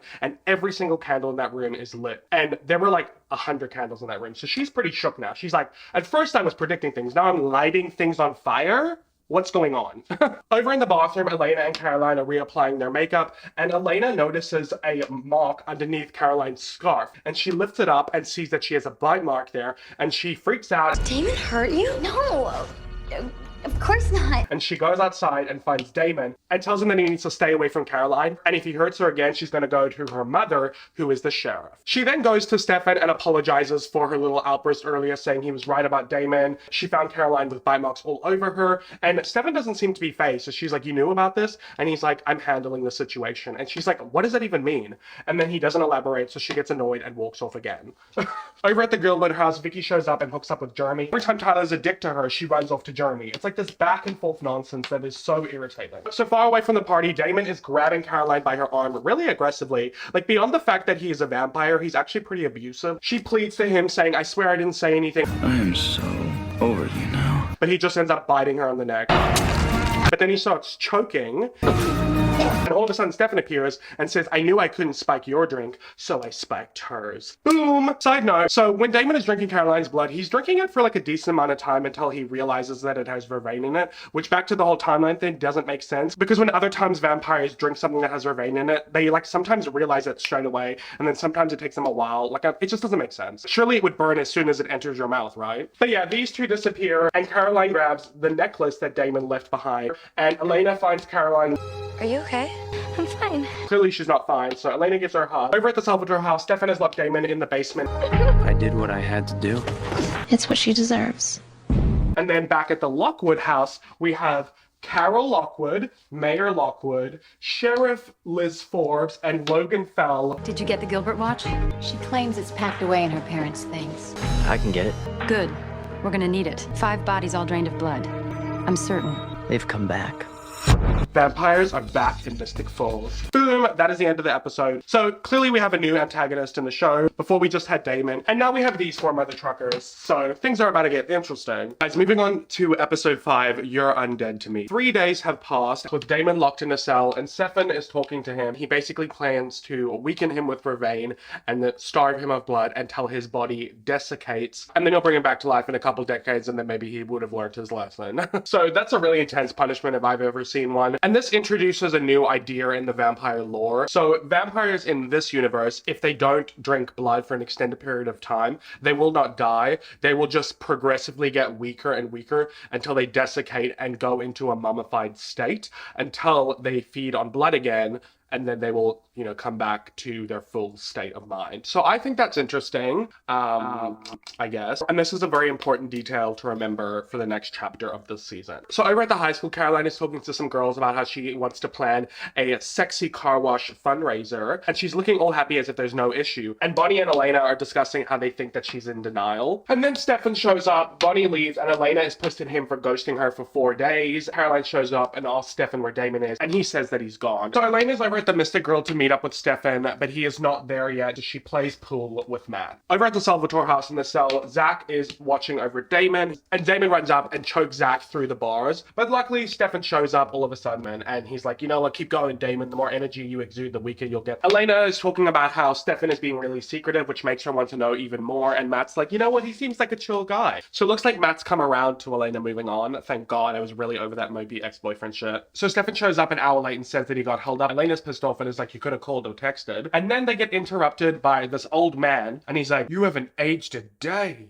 And Stefan's like, I don't know you. And the guy leaves, and Elena's like, okay, what was that about? And Stefan's like, I don't know. So she gets annoyed and leaves. Honestly, it's turmoil. So still at the Mystic Girl, Sheriff Forbes and Logan Fell over at the bar are talking about their search for the vampire, and he says that they can narrow it down by finding someone who only comes out at night. So clearly they don't know about the magical daylight rings. And then she asks him about the Gilbert watch, and he says that it's with Jeremy. So over at the Gilbert house, Elena is moping in her bed, and Jeremy comes in and says, you should go downstairs, it's a surprise. He goes downstairs to find Stefan cooking in the kitchen. Really sweet of Jeremy to set up that surprise for her to cheer her up. And Stefan says, you know, if you want to break up with me, you should at least know who you're breaking up with. So he tells her about Catherine and says Damon claims that he was with Catherine first, but he's not really sure. But he admits to doing some things that he's not proud of and says he regrets not making it right before she died. Upstairs, Vicky has stolen Elena's pain pills from her car accident and is wanting to crush them and snort them. And Jeremy's like, whoa, those are Elena's. And she's like, okay, well, she's not going to need them anymore. So he's like, oh, okay. I feel like we're always getting high. I mean, we don't have to be high all the time, right? I really hope you're not one of those guys who, now that we're together, tries to change everything about me. No. Good. Side note, these vampires, clearly by Stefan cooking and then also the dinner party he had with Bonnie and Elena, the vampires in this universe can eat human food. Which begs the question, if they are dead, how does their digestive system work? Is part of their poop comprised of the blood that they consume? These are the questions that I have that I don't have the answers to. Okay, so while cutting the food, Elena accidentally cuts her hand because obviously it's a vampire show and that's convenient. And she goes to the sink to wash off the blood and she sees through the reflection on the window that Stefan's eyes are doing that veiny bloodshot thing, and she turns around and is like, oh my god, your eyes. And he turns around and we get this shot Your face. I think I got something in my eye. Stefan. I could let it swing in Twilight when Bella was questioning why Edward's eyes look like different colors, but these vampires literally get veins under their eyes and their eyes go like red. So I really don't think that you could say there was something in your eye that would cause all of that. But you know what? We suspend our disbelief. So Elena puts seeing all of that go down to her paranoia, which is causing full-blown hallucinations. Stefan gaslights her into believing that and saying, it's part of your charm, and then they make out. Alrighty, so the next day over at the high school, we have the sexy fundraiser car wash. I love the music that they play during this scene. It's honestly just such a, like, vibe. And Stefan and Elena show up, and Caroline's obviously running this thing. One thing about Caroline is she's gonna run shit, and she's gonna do it her way. So she's like, excuse me, did you guys not get the memo? It's sexy suds. What are you wearing? They take off their sweaters to try to be sexy, but they're still wearing clothes, so it doesn't really fit the memo now, does it? And they start kissing, and who is watching them but Matt? I guess he's not really over it. All you have to do is get a fucking job. And Bonnie tells him to cut it out. So a guy shows up to get his car washed, and this character who's only in this episode, her name's Tiki, she is insulting the guy's car. Like, and Bonnie's like, you don't have to be rude. And then Tiki is filling up a bucket with water, and Bonnie looks at it and like explodes the water into her face.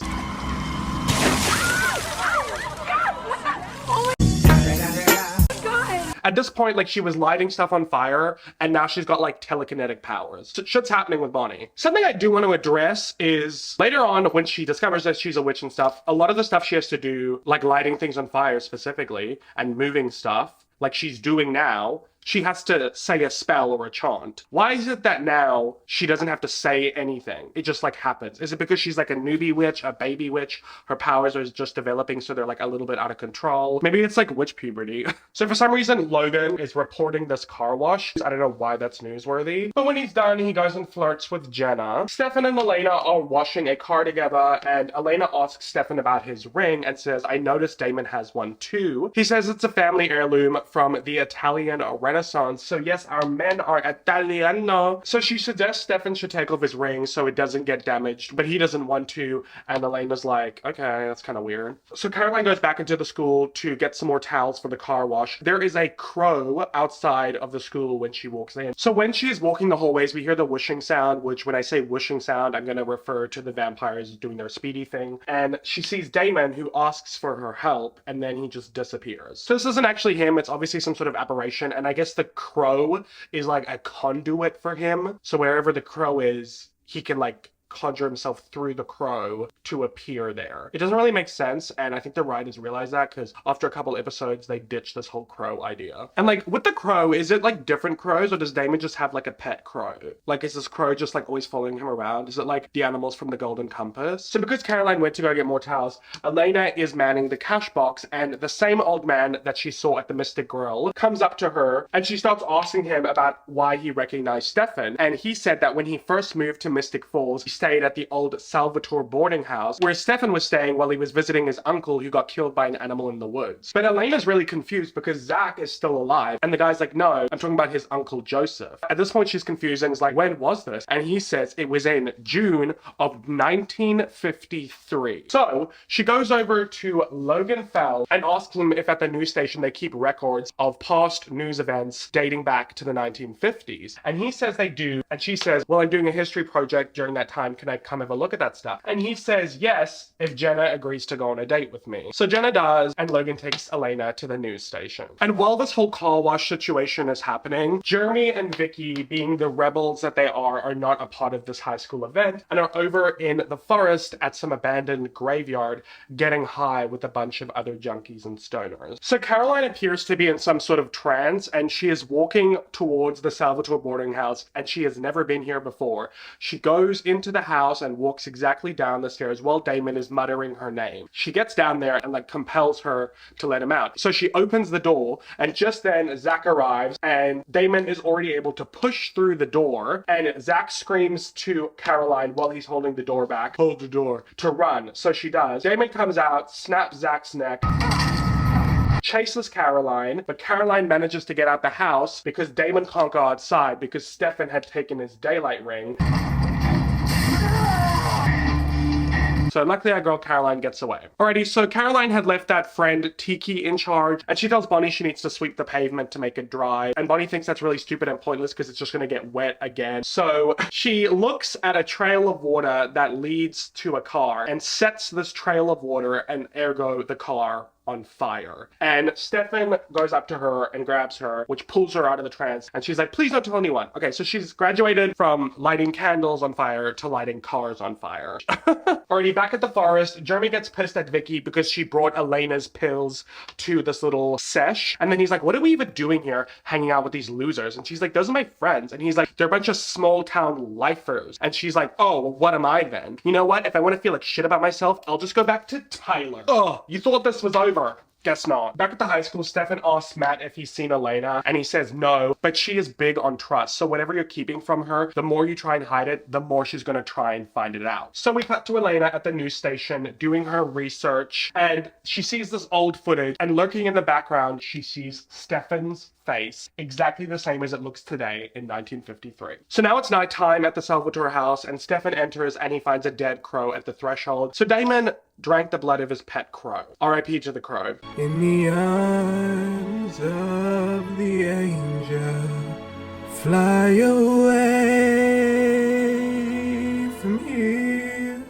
Whoa. So Stefan goes downstairs and he finds Zach dead and Damon escaped. So you know what that means. R.I.P. Zach Salvatore. Bye-bye. Over at the Phillips house, Caroline is laying in her bed looking super sad, and her mother comes to check up on her, asks her if she's okay, says, is this about a boy? And Caroline says, Mom, if I want to talk boys, I'll go to Dad. At least he's successfully dating one. Ugh, Caroline, don't be so rude to your mother. She's just trying to help. Then we cut to Bonnie at her Graham's house. This is our first time meeting her. This is Sheila Bennett, and she's like, I need your help, Grams. I don't know what's happening to me. So over at the Gilbert house, Jenna and Logan are supposed to be having their date, but he said he needed to go to the bathroom, and he goes upstairs and is ransacking Jeremy's room to find the compass. Pocket watch, yeah. And then we get Elena writing in her diary saying, and I quote, people are born and they grow old and they die. I'm not a believer. It's not possible. But how can I deny what's right in front of me? Someone who never grows old, never gets hurt, someone who changes in ways that can't be explained, girls bitten, bodies drained of blood. Did she say what kind of animal it was? She said it was a vampire. So she's really connecting the dots, love. Back at the forest, Vicky has to go and put the music back on. And when she goes there, she notices a man leaning up against the car, looking super disheveled. She goes up to him, and it's Damon, and he bites her in the neck and starts drinking her blood. Can I just say, if you are gonna watch the show, I do not recommend watching it with headphones. The ASMR of the vampires drinking the blood is so disgusting. Over at the Salvatore house, Stefan is running around. He grabs a stake, indicating that he's going to go kill Damon. And then as soon as he walks out the front door, boom, Elena is standing there. What are you?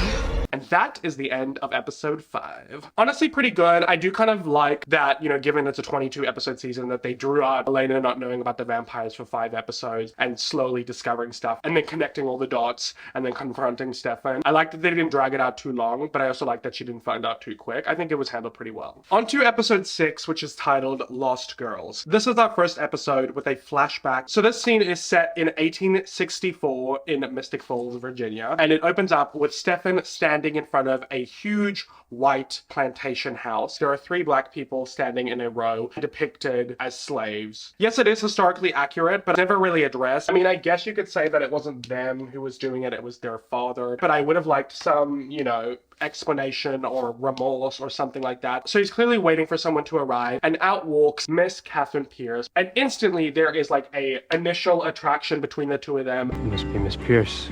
Please, call me Catherine. Cut back to present day at the Salvatore boarding house, and Elena is demanding Stefan tell her what he is. And he tells her everything you know and every belief you have is about to change. What are you?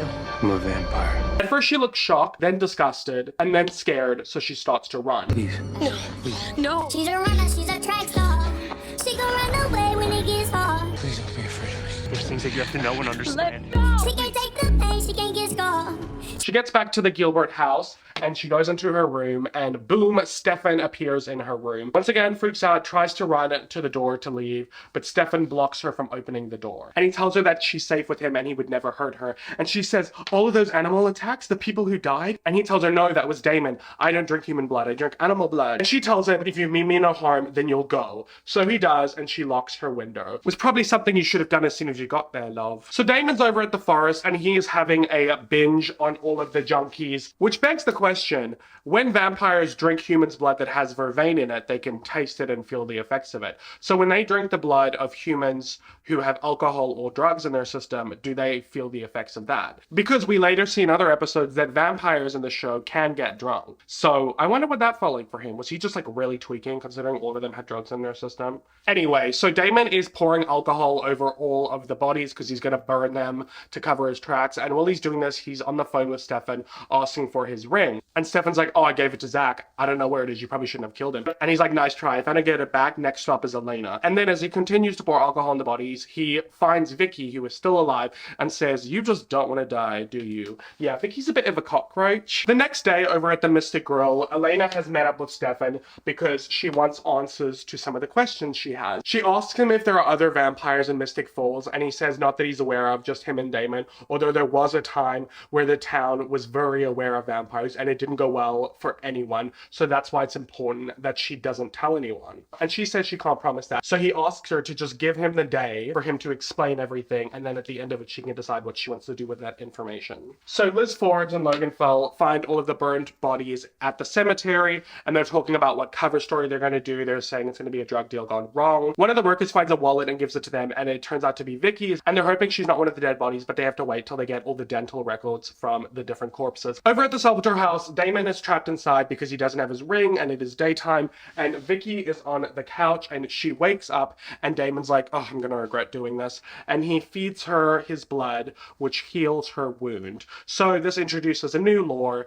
Vampire blood for humans can turn them if they die with it, but it can also heal them of injuries. That's cool. So Stefan and Elena go for a drive through the forest to this like abandoned big plantation house, and Stefan tells Elena that this used to be his home. And because it looks so old, she asks him how long he's been 17, and he says he's been 17 since 1864. We then cut back to a flashback. Damon is arriving back from the Confederate Army, side eye. And Catherine's happy that now she can have both of them back for fun, but she's like, now who will escort me to the Founders Ball? And they both volunteer and she giggles. She's clearly loving them both fawning over her. Cut to the present day. Stefan tells Elena that Catherine chose him and Damon was pretty salty about it. And then he found out that Catherine met up with him later that night. She was actually involved romantically with both of them. Cut back to the Salvatore house with Damon and Vicky. She's freaking out, but Damon compels her to remain calm. And she's like, what did you give me? And he says, vampire blood, and you loved it. We're gonna party until the sun goes down. And she's like, okay, cool, but first, can I get another hit? That blood was so good. Okay, so now she's addicted to blood. I just don't get it, love. I guess she just gets addicted to everything that's like her personality. And Damon's like, yeah, but only if I can. And then they kind of like 69 with their arms drinking each other's blood.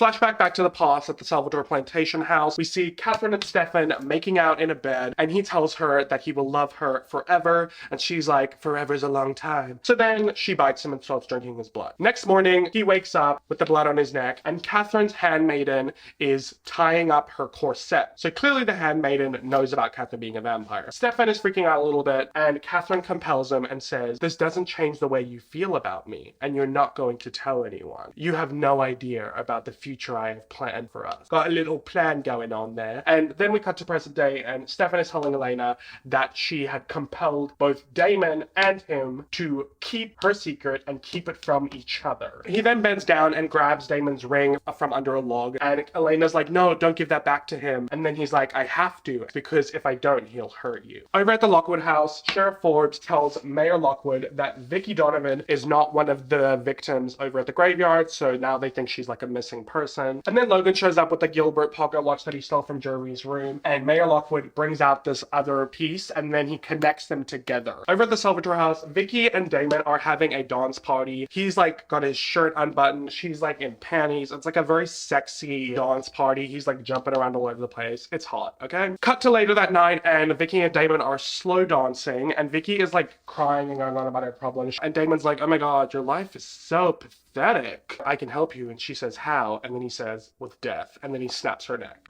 Cut to a little bit later, she wakes up and she just seems really confused, like, I had a fun time, but I gotta go. And Damon's like, you don't want to go out there, it's gonna get really weird, but she leaves anyway. Over at the forest, Liz Forbes and Logan Fell are doing a little bit of vamp hunting. They've got the pocket watch, which I guess is kind of like a compass. Essentially, she is saying that it will point in the direction of wherever a vampire is. Okay, so now we know what this device does. It's like the Find My app on your iPhone, but for vampires. The only thing is, like, does it have a radius? How close does the vampire need to be for it to point? Otherwise, we'll just be pointing constantly. Anyway, so she tells Logan that if he finds one, he needs to shoot them with wooden bullets to weaken them and then stake them through the heart with a wooden stake. So this introduces more vampire lore. They can only be killed by wooden items. So over at the Gilbert house, Jeremy opens the door and Vicky has shown up. She comes inside, she's wearing sunglasses. She starts raiding their fridge and she's like, stop talking, it's so loud, the light is so bright, blah, blah, blah. So he thinks that she's just like back from like a big bender. Back at the forest, I'm like, ow. Elena asks Stefan if he's ever used mind control on her.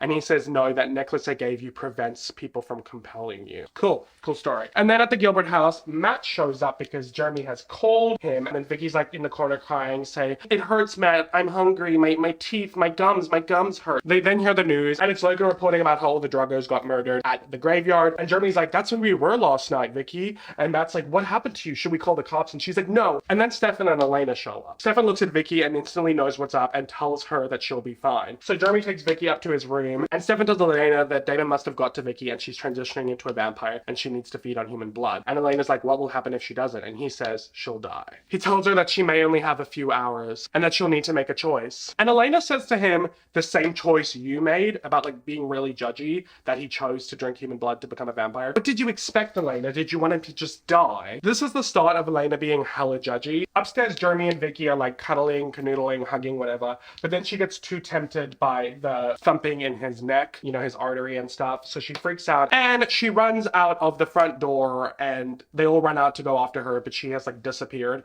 which confuses me because like she's not a vampire yet. So how could she have sped off, you know? It doesn't really make sense, but I digress. So Stefan's gone to look for Vicky and at the Gilbert house, Damon shows up and tries to get in and Elena tries to stop him, but he's like, I think you forget I've been invited in, and he pushes his way through. And he asks where Stefan is and Elena says he's out looking for Vicky. And he's like, oh, I see, judgy, Stefan must have fessed up. Well, I'm not here to kill you. That wouldn't serve my agenda. And then he just leaves and tells her to be careful who she invites into her home. Clearly, by everything I've said, vampires have to be invited into people's homes, otherwise they cannot cross the threshold, which creates some really funny issues down the line. Cut to the forest and Stefan finds Vicky crying against a tombstone. It's honestly a really, really sad moment. He's trying to comfort her, but she's freaking out and realizing that if she doesn't feed, she'll die. And she's like, I don't want this. Why is this happening? I don't want to die. And it's just so sad. Like, I feel really bad for her, even though she's annoying, that like Damon just toying with people and treating them like puppets is causing this turmoil. You know, it's sad when you really think about it. Don't get me wrong, I love Damon later on, but he does such messed up shit this season. But you know what? He is a morally grey character, and I guess that makes him interesting. So while they're there, all of a sudden, Stefan gets shot, and it turns out that Logan shot him, so he was obviously looking with his little compass, and he's about to stake him, but then all of a sudden, Damon shows up and bites him and starts drinking his blood. And then he starts pulling the bullets out of Stefan, saying, if anyone's gonna kill you, it's gonna be me.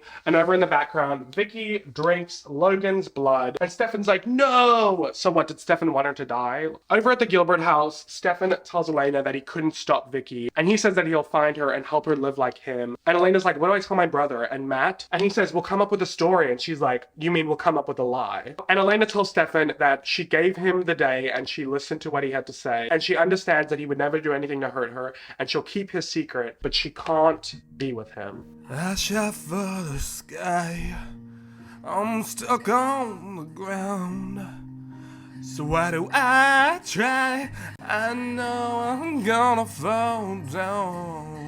That's the end of the episode, okay? Moving on to episode 7, Haunted. So the episode starts with Tyler walking out of the high school to his car in a car park. He's alone. He hears whooshing, seems sus. He gets in his car and boom. Hi, Ty. Vicky is there. He's like, Vicky, where you been, loca? everyone's looking for you. So yeah, they did have like a search party out looking for her because she's been missing and she was at the cemetery where all of those murders happened. So Vicky's like, Ty, I'm really hungry and I just can't control it. So he's like, what are you on? And he goes to hug her, and of course she smells his artery in his neck and she's about to bite him, and he freaks out because of her face with the veins and the fangs. And then boom, all of a sudden the Salvatore brothers come to save the day. Stefan holds back Vicky. Tyler's confused, wanting to know what's going on. He's being a bit of a douche. Damon's like, cut it out, bro. Tyler punches him in the face. Damon seems unfazed and wants to kill him, but Stefan and Vicky ask him not to. So he compels Tyler to forget that any of them were there that night. And he literally, I kid you not, yeets him over his car onto the gravel. How he didn't break a bone from that, I don't know. These people are really resilient. And the three of them disappear. Over at the high school, Matt hears from Vicky the first time since she's disappeared. She tells him that she's okay and she'll be back home when she can, but she can't tell him where she is. So where she is at the Salvatore boarding house. She's in Stefan's room along with Damon, and Stefan is talking to her about how she should drink animal blood, and Damon's like, don't, that's stupid, blah, blah, blah, and they have that whole back and forth thing, and Vicky really wants to drink the human blood, but Stefan's determined to make her like him because he wants to help Elena out, considering Vicky's involved with Jeremy. While this is happening, Damon is reading the daily newspaper saying it's weird that there's no mention of the death of Logan Fell, who he, in the last episode, you know, drank all his blood, and then Vicky had the scraps like a hyena. So we will take this X and put it on Logan Fell and assume that he is dead for now. Also, a side note, Damon is currently in possession of the magical pocket watch / compass. He goes downstairs and he hears the doorbell ring, and it's Elena. And Elena's like, how can you be so arrogant and glib after what you did to Vicky? And he's like, how could you be so stupid calling a vampire arrogant and glib? And she's all, if you wanted me dead by now, you would have done it already. And he says, I still might. So they have a bit of a tussle. So Elena goes and talks to Stefan and asks him what's going to happen now with Vicky, because Jeremy and the rest of the town is out searching for her. And he says that he's going to need a bit of time to, you know, get Vicky under wraps because she has a very volatile and impulsive personality because she was a drug user, and this is all going to play into this. And Elena says something that's like really insensitive. She's like, what? So she's a vampire with issues? Elena, get off your moral high ground, okay? Being a vampire doesn't change 100% of who you are. You still deal with the same issues you dealt with as a human, okay? So Vicky being a drug addict, we've already discussed, she's now addicted to blood. She also ends off by saying, so what am I supposed to do now because I'm lying to everybody I care about? And this is like a recurring pattern of Elena kind of making everything that goes on with other characters all about herself. So get used to it. Guys, it is like boiling hot today, so I'm just going to take off my leather jacket. Apologies, I'm trying to keep a cohesive look for this video, but I'm literally sweating so much right now and it's like dripping down my face. Okay. Alrighty, over at the Bennett residence, Bonnie is having a chit-chat Q&A with her Grams about being a witch, and she wants to like do all the spells and witchcraft right now because they've been learning about history lessons for a while, but her Grams is like, you're not ready yet, Bonnie. This is some serious shit, and we got to keep this stuff a secret. And Bonnie's like, Grams, everybody already knows you're a witch. And she's like, no, they don't believe me. They think I'm just a kooky old lady who teaches occults at the local college. So keep that tiny bit of information in mind because it comes back like 4 seasons later. Over at the Mystic Grill, the Lockwards are freaking out about the missing compass and how they're going to protect themselves from this potential vampire.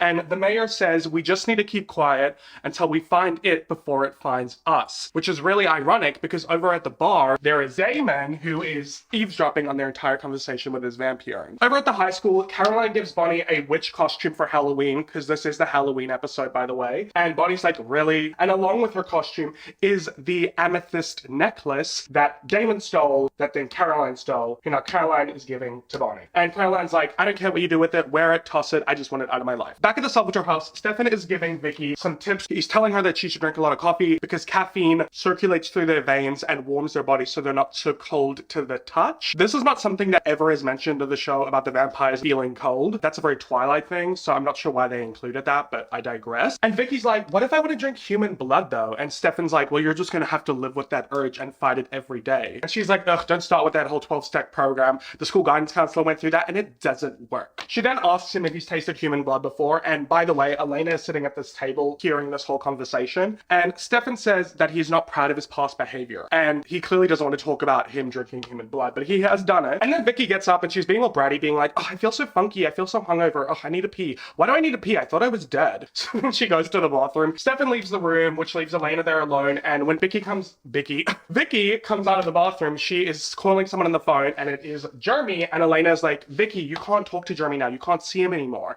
And she's like, oh, you can't tell me what to do, I'm gonna see whoever I want to see. And she's like, it's not safe, you could hurt him. And she's like, I would never hurt him. And she's like, I can't take that risk, I'm sorry, you're gonna have to let him go. And then Vicky grabs Elena by the throat Let's get one thing straight, you perky little bitch. I'm gonna see Jeremy whenever I want to see Jeremy because I have some fun new toys to play with and I won't think twice about ripping your little head off. It was honestly kind of iconic. And then Vicky just leaves, which leaves Elena stunned and shocked. She is talking to Stefan about the interaction, saying, she threatened me, Stefan. And Stefan's like, she's just going through some stuff right now. Like, she doesn't mean it. So Vicky's bored upstairs. She feels like she's being held hostage. And Damon says, your life when you were alive was pathetic. Your afterlife doesn't have to be. So they go to leave the house and Stefan is like, no. And he's like, we're just going in the front yard. So he gives her a little tutorial on how to do his vamp speed thing. And they didn't really think this through because Vicky does her vamp speed thing and completely runs away from the premises. And Damon doesn't seem fazed, but Stefan's like, oh my god. Alrighty, entering a new location at the Donovan house, Vicky shows up and Matt's happy to see her, but she's stuck at the threshold because remember, she's a vampire now and she needs to be invited in. So Matt does invite her in and she goes to hug him. And once again, when she got near his neck, she freaked out, so she went away. Went to the kitchen to try and get some food. And Matt is like, Vicky, where have you been? What's been going on? And she's being like purposely vague. And then Stefan shows up and then Vicky says she doesn't want to see him. Don't let him in, Matt. And Matt's like, did he do something to you? And she's like, no, I just don't want to see him. So Stefan F's off. So then we get this really touching moment at the Gilbert house. Elena is telling Jeremy that he needs to let Vicky go and he's not good for her and all that kind of stuff. And he's like, you know what, Elena, for months after our parents died, I felt like nothing mattered until I got involved with Vicky. So Vicky texts Jeremy to meet her up at the high school for the Halloween event and he agrees to go without Elena's knowledge. Over at the Mystic Grill, everyone's wearing costumes and Carol and Mayor Lockwood are sitting there and he goes to leave and she wants to stay to finish her drink. Then Damon goes and sits with her and starts flirting with her. Honestly, it's not a big deal. Damon flirts with every woman in the show to get what he wants. After he introduces himself, she asks about Zach and then he tries to compel her by saying, how do you know Zach? And she just looks at him like, are you okay? And then he pulls the whole, oh, sorry, there's something in my eye. And she says she knows Zach from the council. Okay, so now we have what this is. Okay, in case you haven't caught the drift. Carol Lockwood, Logan Fell, Mayor Lockwood, and Sheriff Forbes and Zach, who is now dead, were all part of this organization called the Council, who is obviously the secret group that is supposed to protect the town from vampires, okay? And they're one of the antagonists of this season. So she then asks where Zach is, and Damon says he's out of town, but if this is about the Vervain, I can hook you up. And she's like, oh, you know about the Vervain? And he's like, well, I am the Salvatore. Over at the high school, everybody's running around in their costumes. I honestly do love the later half of this episode. I just love Halloween episodes in general. So Elena goes to talk to Matt, and Jeremy is with her, but then he leaves, and Matt reveals to her that Vicky is there. So she freaks out, and Stefan arrives on the premises, and he's looking for Vicky. Vicky is walking down the hallways, and she is freaking out because she's a new vampire, and there are so many people there crowded in a space. And then eventually Stefan finds her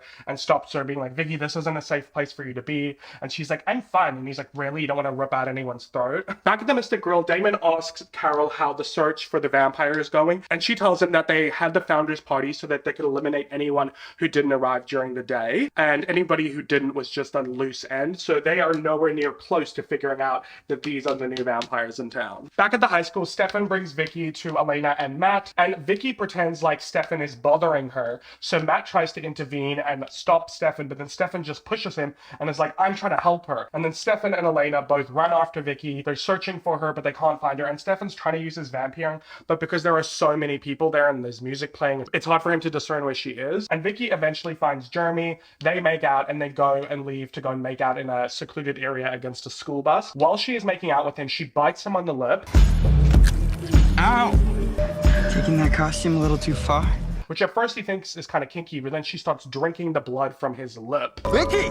Vicky, what the hell? And he freaks out because her face looks terrifying. Oh my god, Vicky. Vicky, no! So just in time, Stefan goes to try and hold Vicky back and tells Jeremy and Elena to leave. But Vicky gets out of Stefan's arms to go and bite Elena in the neck. This is her first time ever getting bitten by a vampire. And just when she is getting drunk by Vicky, Stefan stakes Vicky. Vicky!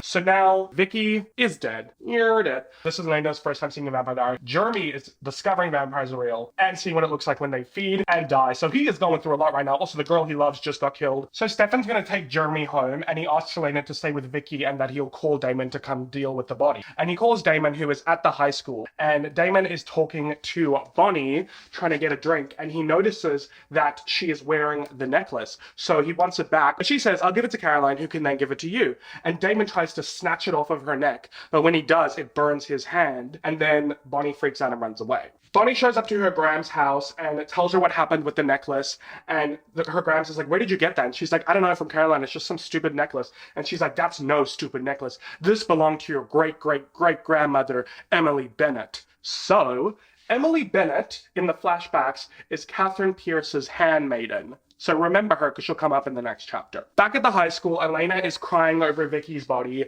and Damon shows up. She super impressed, says, this is all your fault, slaps him across the face, and he says, you're bleeding. I suggest you leave. So she does, and she bumps into Matt, and Matt's like, where's Vicky? I can't find her. Do you know where she is? And Elena lies and says, no, Matt, I'm sorry, I don't know. And he says, wow, is this just what it's always going to be like, me constantly worrying about her? It's very sad. And then Elena goes to her car and does the classic smacking of the steering wheel and crying. Over at the Gilbert house, Elena's trying to comfort Jeremy, who's upstairs in his room crying. He is honestly so distraught. He says, it hurts so bad. Like, why does everybody I love die on me? I feel so bad for him. Like, he's annoying, but I really do feel bad for him. So far, he's suffering a lot of loss. So Stefan's on the porch and he'd been listening to all of this, and Elena comes down and tells Stefan that he shouldn't have to go through this. He's suffered so much. Can you please just wipe his memory? And Stefan says, because of how he chooses to live his life, drinking animal blood, there's no guarantee that it'll work. And then all of a sudden, Damon shows up and tells them that he'll do it. And Elena agrees, and Damon's like, what do you want me to say? And Elena says to tell him that Vicky is not coming back and he shouldn't look for her. He's gonna miss her, but it's for the best. So Damon goes in and wipes Jeremy's memory. Just the two of them now on the porch. Elena tells Stefan that part of her wish is that she could forget everything that's happened, but she can't because she doesn't want to lose the way that she feels about him. Which is really sweet because I guess everything that's happened with Stefan trying to deal with Damon's mess and help out Vicky and Jeremy and protecting Elena from Vicky has kind of proven to her that he is a good guy. So there is hope for their relationship. And that is the end of episode 7, which also concludes chapter 1 of season 1, The Revelations, where Elena, our main character, is finding out about this supernatural world. So after this chapter, 4 characters have died, and we have 6 more people on this map that will be dead by the end of the season. Alrighty guys, that is the end of part 1 of season 1 of my deep dive into the Vampire Diaries. Tell me what you think in the comments down below. I really hope you enjoyed it. I would love it if you give the video a thumbs up and you share it. I worked really hard on it and I want it to do well so that I can justify being able to do more of these videos. And if you haven't already subscribed, turn on the bell so you don't miss the future videos. Also, you could follow me on my social media down below so you see all the updates. And yeah, that's it for me in this video, guys. Hope you enjoyed it. I hope to see my next one. And as always, I hope that you have a great day or night wherever you're in the world. Bye!